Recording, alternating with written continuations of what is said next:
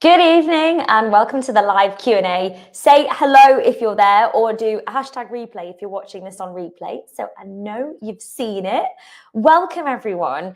Now I thought I would go live on my Facebook page and Facebook groups today because it is 1 week today until we start our March 6-week reboot. And I was thinking, do you know what? Let's give everyone a little bit of a flavor of what we do and just talk to you a little bit more about the things that I find are real key for long-term success. So yesterday we did a squaddy walk, a squaddy social, and I was chatting to some of our lovely squaddies about their success and what they attribute it to. Is that how you pronounce it? Anyway, what they think it's down to. And one of the key themes that kept coming up is something that I'm always banging on about, and that is getting things into your routine. I am all about fitting fitness into your lifestyle and not the other way around. You need options, especially these days, something that's really flexible and convenient. We live such busy lives. We need to be able to fit fitness in and around whatever we've got going on. So whether that's really busy work lives, if you're running around after the kids, dropping off at school, dropping off at clubs, if you're looking after parents, if you're looking after grandkids, and just life in general, I definitely think anyway, let me know what you think, seems a lot quicker since COVID, don't you think? Everything's just got faster and faster and we expect things now. So I just think we really need to fit fitness in and around our lifestyle. But the key is to get into a routine where it becomes part of your daily routine, part of the norm and something you just do. If you're a really busy person, I would highly recommend doing early morning. So you've done it, it's out the way. Whether you're a morning person or not, have a go at doing it. Because if you do that, so say for example at the squad, 6:30 every morning, we are live every single day. It becomes part of your daily routine, what you just do. And I make sure on those lives that we do a perfect balance of strength, cardio, holistic. So if that's what you do in a week, you're going to get that balance and you're going to get what you need essentially. But yeah, it's part of what you do. You do that, or you might have your breakfast, you do that, or you do the class and you go and get the kids out of bed and you're done. You filled up your cup for the day. You feel energized, you started your day on a positive note, and we started our day together. Which brings me on to my second point. And also, there's no decision fatigue. It's not on your mind. It's already done. You don't have that negotiation of, oh, do I do it today or do I do it tomorrow? Oh, I don't know if I can be bothered today, or I'm just too busy now. I can't fit it in. It's already done. Anyway, that brings me on to the second part. When I said we all do it together, real key is the environment. It's the people you surround yourself with. And just take a little look at your closest people or the people you spend the most time with. And without being disrespectful to them, just think, are they on the same journey as you? Are they really prioritizing their health and fitness right now? Just have a little think. If they say you're the average of the 5 people you spend the most time with, what does that look like right now? It's all very well and good trying to start something, but then as soon as you get home and it's the takeout or the wine or, hey, do you want to meet at the pub? And I'm not saying that's a bad thing. I'm just saying if it becomes part of your daily regular routine, it's going to be a lot trickier and a lot harder to be able to stick at something. So yes, have a bit of that, but also surround yourself with people who get you and are really pushing to prioritize their health and fitness, who understand that maybe partners or friends or parents or kids they're not really on the same journey or the same page, and that's okay. We don't have to force them. But are you surrounding yourself with people who are going to lift you up, support you, and get you and motivate you as well? Because I think that's really key. I'm not a morning person, but I've made it part of my morning routine. Yes. And how does that feel? Do you feel good for doing that as well? And I do think it's just the best way to start the day. It really is. But yeah, environment is key. People you surround yourself with, they're going to keep you going. They're going to keep you motivated and they're going to keep inspiring you. And that's exactly what we do at the squad. And then my last kind of thing really is just having that thing to focus on. Having that thing to focus on, whether that is the 6-week reboot. So for 6 weeks, I'm going to focus on this. Or whether that is the little challenges that we put on throughout, like in the squad. So say, for example, February, we've had a class challenge for the whole of this month and the whole squad are getting involved. And then we're going to bring another challenge in. And later on in the year, we're doing the Edel Skyline Walk and we're doing the Pretty Muddy event for cancer research. Having these little things and something to focus on in the meantime, it's so important. Otherwise, it can get a bit mundane, I think. So that's penny for my thoughts. And if you are wanting to join us, so whether you're a squaddy or you're not a squaddy, the 6-week reboot is open to everyone. We're starting next Monday. So if you feel like you just need that focus, you need that extra motivation, you need that accountability, it's like a smaller group within the squad. So it's a tight little knit group where we all help each other, and you'll be accountable to me as well. So I'll be checking in with you. And if you've got some personal goals that you want to work towards, I'm going to help you work towards them. There's a bit of a focus on nutrition as well. But most importantly, yeah, you're surrounded by an amazing environment. You've got the flexibility with your workouts. There's literally no excuses. We leave the excuses at the door. Oh, you feel amazing doing it in the morning. Yes, brilliant. So we're going to go into the Q&A now, which is something that we do every other week. Squaddies send the questions in and we just do like a bit of a deep dive, just to provide that extra little bit of support and make sure that everyone's okay. Okay, so are you ready? But of course, everyone knows that you can message me whenever anyway, guys. And I do always check in with you. On that note, make sure you make sure you check in via your traffic lights, please, if you haven't already. Okay, so let's start at the very top. Now I find I'm doing higher impact classes. I get a bit more achy muscles, which I realize it's good because it shows I'm working them. Should I have more rest days to accommodate the aches or work through the pain? Okay, that's a really, really good and very interesting question. Really, it's about working out that balance between, okay, this is a good ache. I kind of feel like I work my muscles to, actually, I'm not really recovering from this ache and it doesn't feel as nice. There's a similar question a little bit further down, so I'll go into this a bit more.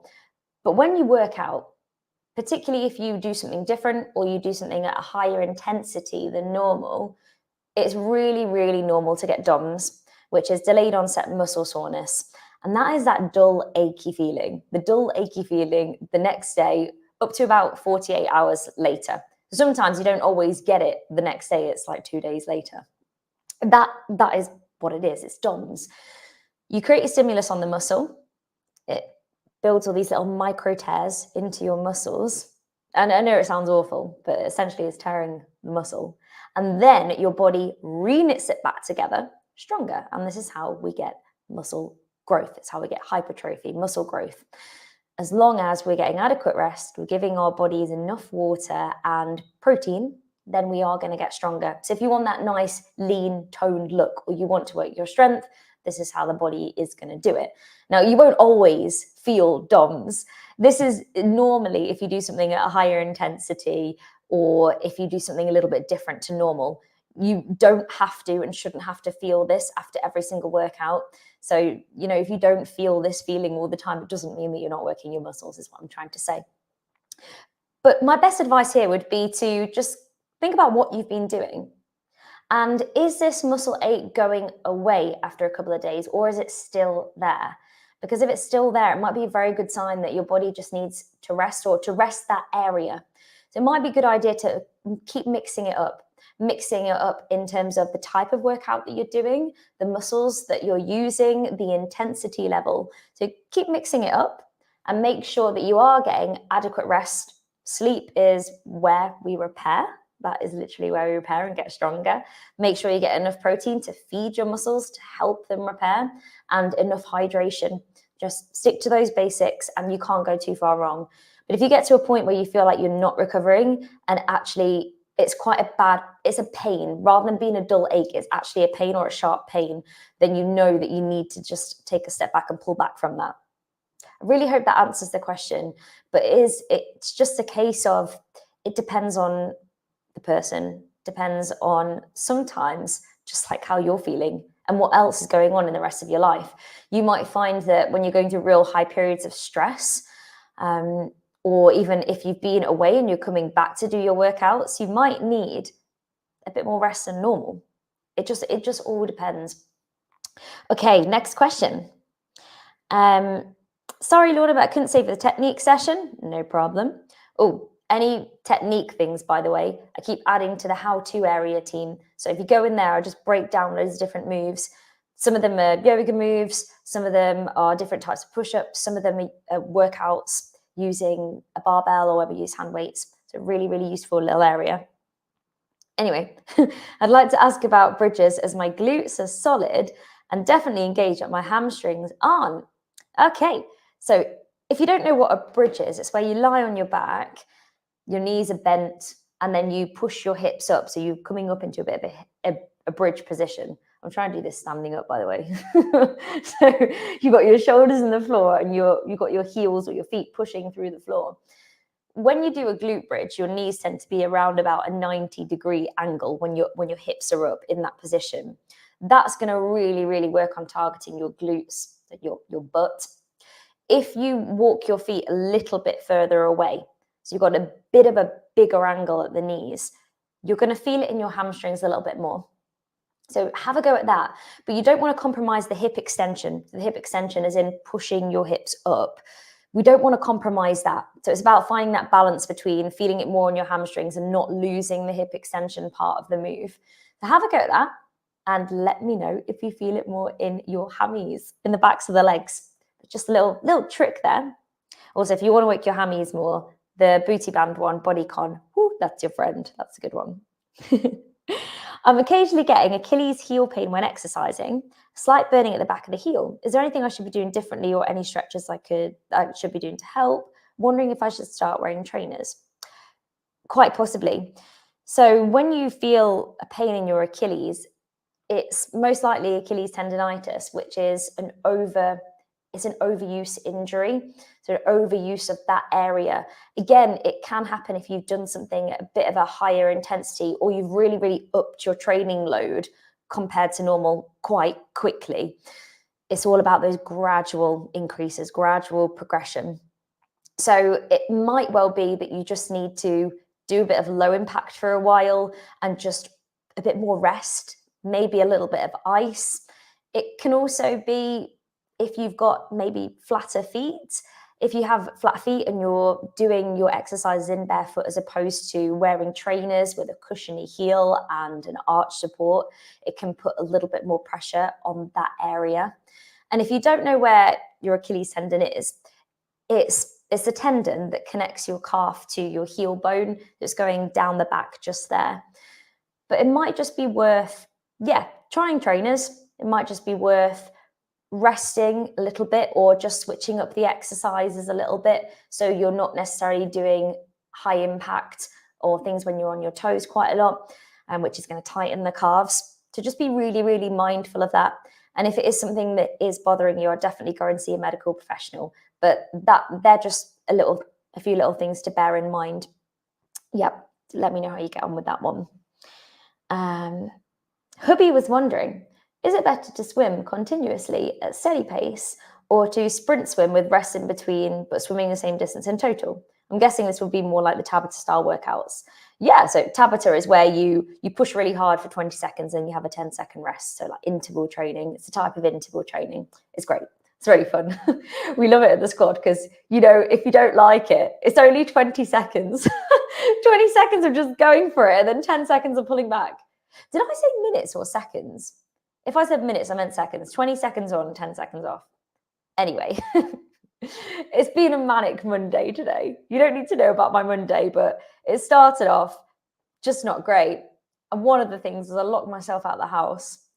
I know, tragic. I had to get my dad who's got a spare key, to drive over and come and let me into my own house. And I had 5 minutes until I was going live teaching Yogascape. It's like, one of those moments, like, no. Anyway, you didn't need to know that. You need to know about swimming. So they're both good for different reasons. If you are keeping a continuous, steady pace, that's really good for endurance. It's also really good for mental resilience because you're going up and down a pool. There's not a right lot to look at, really, apart from other people's feet. That's a bit weird, isn't it? Maybe don't do that.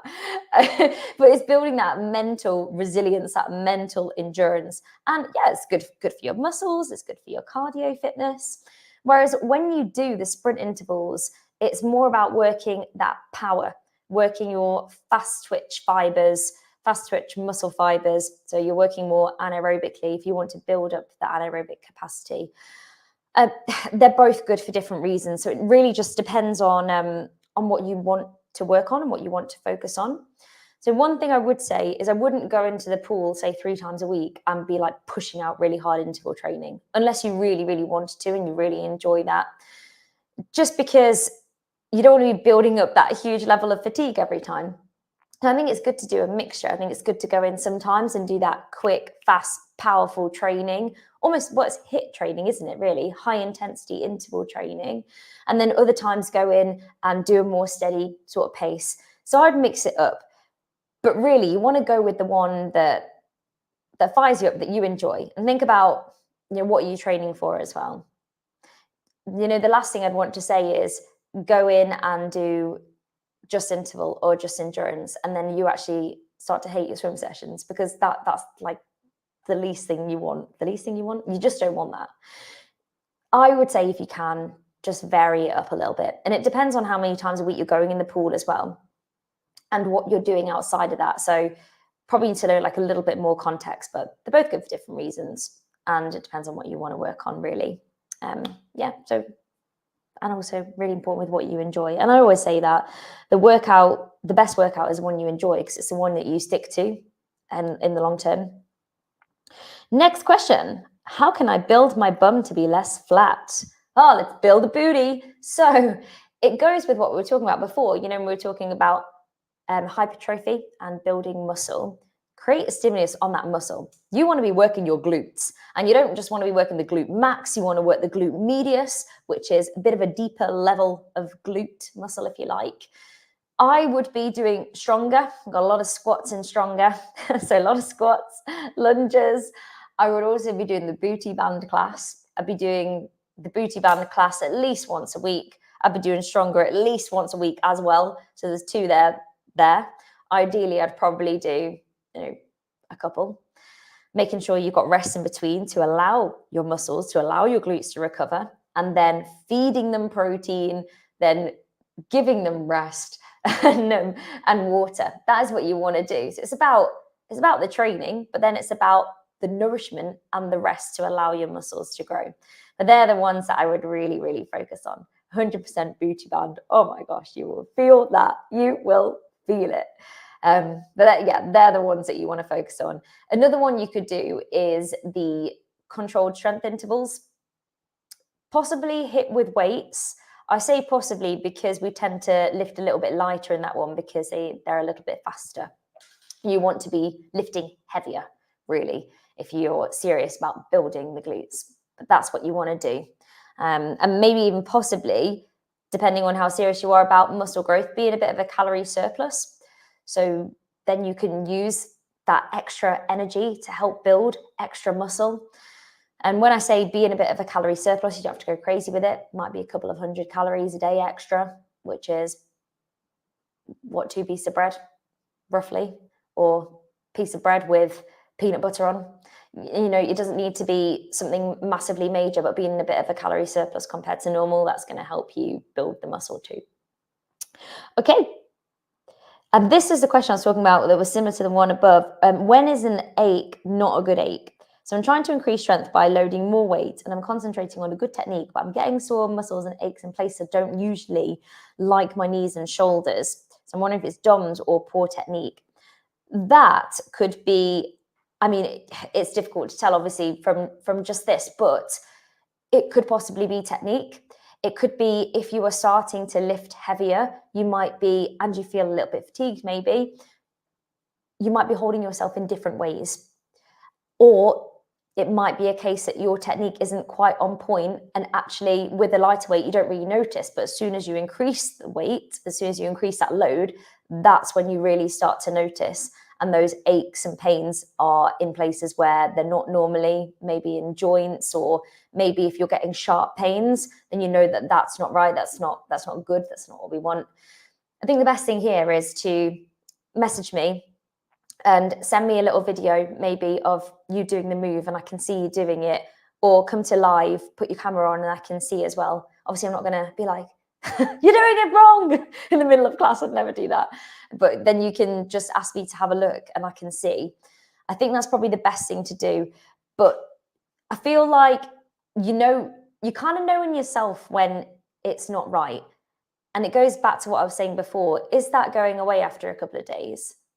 Is it still there? Is it in your joints or is it in your muscles?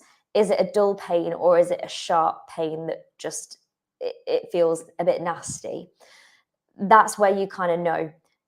But it sounds like it could possibly be that, or it could be like an underlying joint issue. It could be so many different things. It could be even overtraining. It could be fatigue. So normally you would be holding yourself properly, but because you're fatigued, maybe you're not holding your core properly. Maybe you're out of alignment a little bit. It's really, really hard to tell. So I think message me and then let's see a little video of you doing the moves where you feel like you're feeling that pain, and we'll get it sussed. So team, that's the conclusion for the Q&A. If you have any questions, please do let me know. And if you do want to join the reboot, it starts a week today. So just go to the website, lawnmaryfitness.co.uk, and you can scroll down there and it says like join the 6 week. Or if you remember it, lawnmaryfitness.co.uk/get-started, or message me. Or message me and I'll sort you out. And I will see you live tomorrow for the 1000 steps before 6:30. I couldn't believe it. This morning, 22 live. And I know so many people did it on demand afterwards as well, which is, well, not on demand, on like catch up on YouTube and Facebook, which is incredible. I just think that it's a great, great way to start your day in an energized way, a positive way. And if you're somebody who is wanting to either get back into fitness, bag an extra 1000 steps just because, hey, why not? Or get into a routine of working out in the morning, but you want to ease yourself in, this is literally the perfect way to do it. So I will see you at 6:15 tomorrow, and it's really good fun. So you just want to have some fun with me at 6:15, I will see you there. So team, have a wonderful day, and wonderful day, wonderful evening, unless you're listening to this in the day. And I will see you very soon. Take care, everyone. Bye. Enjoy the rest of your